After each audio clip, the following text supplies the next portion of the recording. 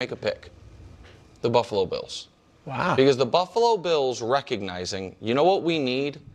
More good players and a bunch of good players and being able to turn. Let me show you what they did over Brandon Beane, credit to him.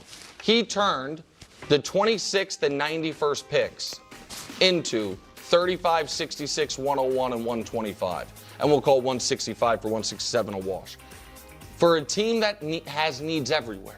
They have needs all over the defense. They probably do need another receiver. They need a bunch of different things. I think Brandon Beane killed it. I do not think that there was. I don't know. What? Go ahead. I got to see players.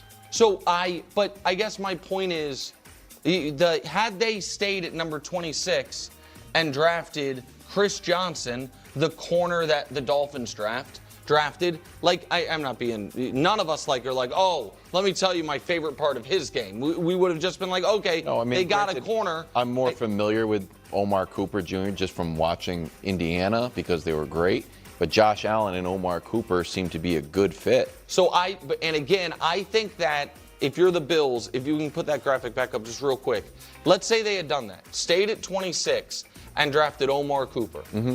Then you're the Bills with all those needs on defense, and you spent the 26th and the 60th picks on wide receivers. Oh, and you're not. I forgot. I always forget DJ about that. Moore. DJ Moore and counts now instead, 60th. You have the 35th, 66th, 101st, 121st, all to upgrade different parts of your team. So I give the Bills a lot of credit. I think that the mistakes they've made in the past has been being too eager. And I thought the DJ Moore trade was a little over-eager. But once you do that DJ Moore trade to recoup the picks, I think it's a great job. I think it's a great job. Well, in particular, I think with a draft where that's top-heavy. Correct. Maybe what you get at 34, you think you can get it 58 or something Correct. like that, you know. Guess so. I don't know. Yeah, I mean, I just feel like out. everybody's, obviously everybody's different. Yeah. All right. Okay, yeah. No, listen, we were all watching. I live streamed the draft, and all of us in real time were trying to keep up with what the Buffalo Bills were doing. It was so confusing because the broadcast didn't do a great job of actually telling us what trades had happened or what was going on. I was on ESPN, constantly hitting refresh, but the feed was delayed. We'd see that they traded back, but then I couldn't figure out where they were picking. Sometimes the same team would show up twice on the screen because one team's pick refreshed but the other didn't. And you're thinking, wait a second, do the Bills now have 2 picks in a row? It was genuinely confusing. Trying to track them in the second and third rounds, where are they? The Bills need bodies. A lot of people wanted a big defensive player, and in the chat, at least, everyone seemed focused on wide receivers. Which I understand. But that's also why you already have DJ Moore. And I agree with what Nick is saying. I'm not going to declare them the biggest winner of the first round. Someone asked me that during the draft, who do you think is the biggest winner? And it's really hard to say, because every team has different needs. Everyone is trying to accomplish different things. Technically, I think the Jets had an awesome draft, but I don't actually think they're a good team, so that kind of feels meaningless to me. And the Seahawks didn't have much to do this draft. Does that mean they're not big winners, Jay? UST because they took a running back? It's a little more complicated. But I do appreciate the moves the Bills made. They seem to have made them with a clear purpose. They had a plan. They knew they wanted more picks. They needed more picks. This team needs depth. This team needs bodies. That's what this roster requires. And at pick 35, they can still potentially get a wide receiver they can feel really good about. There were a couple of receivers that I think would have been fascinating. I thought about Omar Cooper with the Chargers, or with the Bills, also Boston. There are a few names where you look at what they've done in college, or even just look at their height and weight alone, and you think, alright, that's interesting. I was getting excited about the potential of who the Bills could draft. And this is where you kind of have to trust the process. I think all of these picks, 35, 66, 101, 125, 167, this all works if you nail number 35. That's what I'm most fascinated to see. I'm recording this video before pick 35, just because everything is crazy during the draft. Unfortunately, that's just how it has to be right now. But yeah, I think where they go at number 35 will be really interesting. If they get who they actually really want at 35 and don't get leapfrogged by either a trade up or by the 49ers, I forget the other teams ahead of them, but if they don't get jumped and they get their guy, then that has the potential to be awesome moves. Awesome. Awesome. Away so. Me.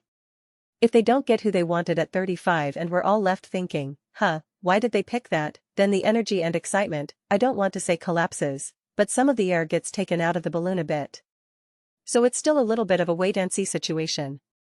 And I understand what Wild is saying, I need to see the players. I get it, because right now you're just looking at numbers on a screen. But even with the players, nobody really knows. The draft is always fun because there's all this potential and excitement, but the vast majority of these players end up doing nothing. Colin said that half the roster is undrafted. He mentioned that earlier. I assume that's true. I don't really pay much attention to those kinds of fun facts. But I can tell you right now that the vast majority of superstars are not undrafted. The guys making Pro Bowls, the guys balling out, the guys you say, we won a Super Bowl because of him, they're not undrafted. So maybe undrafted players round out a team. You need to fill out your roster and all that.